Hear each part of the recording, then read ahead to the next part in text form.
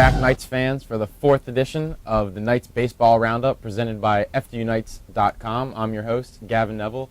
We're joined, as always, by the coach, Gary Puccio. Thank you for your time. Pleasure being here. So let's talk about the first 2 home games. We started off Tuesday against NYIT. It was an extra inning loss, and then we went on to Wednesday. We played a tough Stony Brook team. And another loss. So what was it like to play at home for the first time this season? It's great to play at home. Your goal, obviously, is to be a lot more successful at home. And Tuesday's loss hurt. There was a lot of opportunities to win that game. I thought we fought back, played well, tied the game with 2 out in the bottom of the 9th. We had plenty of opportunities before that to score more runs. I think we left 10 men on base again, which seems to be a habit we have. And bottom of the 10th, great opportunity to win. First and second, nobody out. Couldn't get a bunt down. End up hitting into a double play. Inning ends, and they scored 3 in the top of the 11th, and that was it. It was, a hard-fought game. I mean, I thought the kids played very competitively, but we made a couple of crucial mistakes that burnt us, and that's part of them being young. I mean, it was a lot of freshman mistakes, to be honest. And they're 4 or 5 games into their college careers, so they're only going to get better. That's how I look at it. It hurts, though. Right. Against New York Tech, you went with Michael Eisen on the mound, who gave you 9 solid innings. You got the no decision. Could you talk about how you thought he did? It's one of the reasons it hurts, because when Mike pitches, Mike's obviously our best pitcher and our most consistent pitcher, and every time Mike pitches, we have a shot. Right. I look at it as any time I hand him the ball, we got a shot winning that game. And he gave us his usual steady performance. I think 3 earned runs in 9 innings pitched, and he's a stud. He's a warrior. He's the leader of the team. I mean, I love when he pitches. I love the way we play behind him. I love the enthusiasm he gives the club. I think we're 0-2 now on his starts, and that's got to change because he's just too good a pitcher. So I know that's going to change. So. And then another one of your leaders, Ryan Kreske. He was playing third base on the day. He had 3 hits, an unbelievable barehanded play at third base. Could you talk about his versatility? Normally playing shortstop, getting some games at third base as well. I've told Ryan that I believe his future at a pro level is as a third baseman. I think he's got great reflexes. He's got a gun for an arm. He's got the body of a third baseman. It's just he fits 100% at third base. And not to take anything away from how he plays shortstop, he's a terrific shortstop for us. But I think at the next level, right, and I firmly believe he's a next level player, that third base is where he belongs. The kid's a hitting machine. I think he's hitting 500 for us for the year.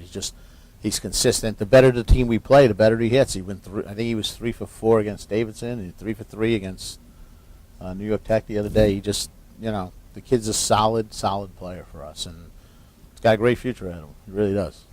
On the offensive end, you had 2 innings where you were able to manufacture runs with singles, stolen bases, and then another run where you had a home run. So is that promising that you're able to get runs in a number of different ways? You're not relying on the long ball the whole time? Well, I don't think we're getting as many runs as we should be getting, considering the number of men we have on base. We're leaving way too many men on base. We're probably averaging around 10 men left on base per game. But, yeah, Kreske's got some power. Anderson's got some power. Weeks has some power. So, you got an opportunity to score with a big hit with those guys. And at the same time, we got guys that can run, and they've helped create stolen base opportunities. I mean, Matt Holston did a great job in the bottom of the 9th against Tech. I had him pinch hit, and I basically told him, I said, you need to get on first base, and a pitch later you need to be standing on second, and he was. So he did exactly what we wanted and gave us the opportunity to tie the game. And a freshman, Jordan Ritz, with 2 outs, gets a key base hit in the bottom of the 9th to tie the game. Momentum was that way, and we have to learn to build off the momentum and make it become a win instead of, great, we tied the game, right, and we're satisfied. We got to not be satisfied. So, moving on to Stony Brook. You guys went with 7 pitchers on the mound. Trying to move away from Stony Brook. Go ahead. Let's see what we can do. So we had 7 pitchers on the mound, a lot of subs. Is that kind of the norm for a non-conference season? When your starting pitcher walks 7 in 2 innings, it is. That was one of our problems. I think Mitch's pitch count was up around 60-something pitches in the 3rd inning. So he was struggling a little bit. But again, just like Brandon Butler, it was his first start. And if you look at what I think is a pretty interesting fact in that game is I took Mitch out. He walked the 7-hitter, I think it was, starting the 4th inning, and I pulled him. And at the time, we were losing 3-2. And that was the top of the fourth, and when the top of the fifth was over, we were losing 17-2. Right. So that kind of tells you that Mitch was doing a pretty good job despite all the walks. He Right. really wasn't getting hit hard, and which is one of the things I've kind of tried to emphasize with Mitch, that start to recognize you don't really get hit hard, and most of the time it's, you creating your own issues with the walks and wild pitches and things like that. But I thought, considering he was pitching against Stony Brook, he showed some promise, and I think Mitch is going to be all right for us. And he's going to be our non-conference starter when we're down to the one game a week. He'll be the guy pitching that game every week for now. That's kind of how we have it set up. We want to develop him. He's a left-hander. Kid's got good stuff, and he's a tough kid. I love him on the mound as far as his heart and his determination. Like I said, 7 walks yesterday, and he still, he was in the game. Right. We weren't once he left. So You had mentioned Stony Brook got a couple of big innings. What's kind of the key to damage control and avoiding those big innings? I think 2 things. The first is, right after I took Mitch out after that walk, we had fly ball to center field that got misplayed. Should have been an out. Should have been 1 out, man on first. Instead, it drops in. It didn't really drop in. I guess it's misplayed into second and third, no out. And now you got the 9 hit, and then you're back to the top of the lineup. And this is a team that won 41 games last year. That has everyone back. That's American East champs for I don't know how many years, like 10 of the last 12 years, whatever they are, ranked in the top 100 of the country. You can't give that kind of opportunity to that kind of team, because as soon as we did, I think it was 5 hits in a row, and it was before the 4th inning was over. It's 10-2. So you can't, and we made another error in that inning also. So you can't give a team like that 5 outs in an inning, and that's, we have to play well against a team like that to be in the game, and especially with as young as we are, we got to play extremely well just to be in the game against a team like that. So is that bad scheduling on my part? Maybe. Maybe I'm asking for too much, but I believe the experience they get out of a game like that. One of the things I kept telling them is notice what Stony Brook's doing. I said, notice how Stony Brook, first and third, right away, first pitch, kid hits a sacrifice fly to the outfield to score a run. Right. They know exactly what you're supposed to do in that situation, and that's why they're a championship team, and that's what we're striving to be at some point. So you maybe didn't get the result that you wanted, but what do you hope that your young team takes away from the experience of playing a top-flight team like Stony Brook? It's a great question. And it's one of the things I have to ask myself when I'm scheduling them is, what are we getting out of a game like that? I hope experience. I hope you're facing better pitching, and by getting at-bats against better pitching, in the long run, it's going to help you in your league. It's Stony Brook's a good team, so if you face good pitching and keep getting more and more experience against better pitches, you hopefully become better hitters. That's one of the things I hope we get out of it. The thing that the pitching should get out of it, which I think I talked about last week, was you learn that you can't pitch behind hitters. We Right. pitched behind hitters, and you pitch behind hitters, and they're sitting on it, and I think they had 16 hits in that game. It's a lot of hits for one day. Yeah, it really is. All right. So then looking ahead, you have Lafayette this weekend, going to their place on Friday, and then with a doubleheader on Saturday starting at noon. What do you expect from that series? What are you hoping to see from your team moving forward?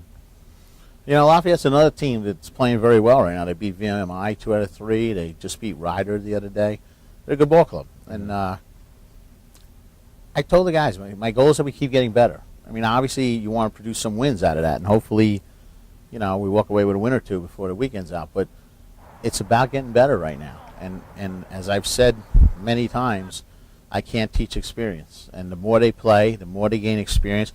One of the things we did in the Stony Brook game that we did much better that we did not do in the New York Tech game, and basically cost us the game, is I have this thing that my 3-4-5 hitters against the other team's 3-4-5 hitters, my outfield has to play deeper, and that you don't give up doubles. Right. And New York Tech in the top of 12 led off with a double over our center fielder's head.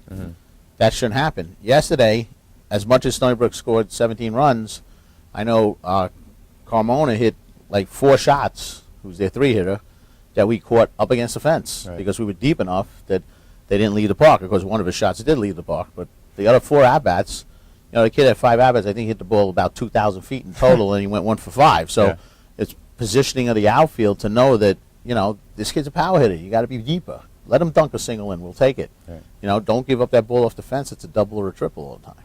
So it's all about just the learning experience and hoping that they grow and that the wins will come with that. Yeah, and that's why New York Tech was such a tough loss, because the opportunity to gain some confidence and gain some, experience in a positive way was there, and we didn't get it done. And we got to start learning how to get it done. I mean, that's part of the process. We got to learn how to get it done. When you're a freshman, this is what you got to live with. You have 16 freshmen on a team. It's going to take a while. I said it's a learning curve, and we're definitely going through that right now, because there's definitely situations that are little things that maybe people and fans don't even see, like the fact that the 3-hitter hits the ball over center field's head when that's not supposed to happen in that situation. And as we learn, and the one thing I say is they've been coachable, they pay attention, they're trying to do what we want. So I like to think it's only a matter of time. I love the kids we brought in. I mean, I really have a lot of confidence that we brought in a lot of real good players, and it's a question of just letting them develop and letting them learn how to play at this level. Well, Coach, we appreciate you taking the time out to talk to us today. Thank you very much again. And we'll see if we can tune in next time for the next edition of the Knights Baseball Roundup. Until then, thanks for tuning in.